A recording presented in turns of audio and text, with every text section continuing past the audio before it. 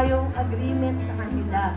Meron po tayong joint venture ng Prime Motor, meron na po yan. Hindi na natin kailangan tumungka pa sa mga korte dahil may usapan na po kami dyan. Hindi ko sasabihin to kung wala kaming plano para sa Dasmariñas at sa Dasmariñeño.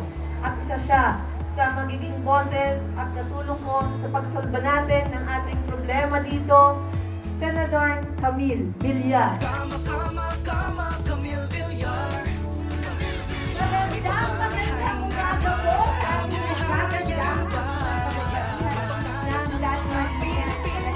Hangang-hanga po talaga ako sa inyong lahat at talagang hangang-hanga po ako pag nakikita ko itong Dasmariñas City at alam ko that a huge part because of our beloved Mayora Jenny and ang pamahalaan ng Dasmariñas City. Tutulong at tutulong po kami sa abot ng aming makakaya.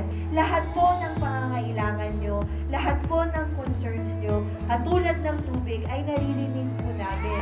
Yes. At naiintindihan po namin, deserve nyo po ang serbisyong yan.